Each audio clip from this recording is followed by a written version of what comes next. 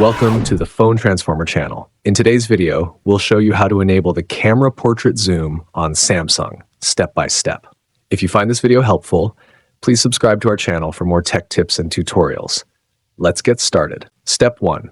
First, grab your Samsung phone and open the camera app.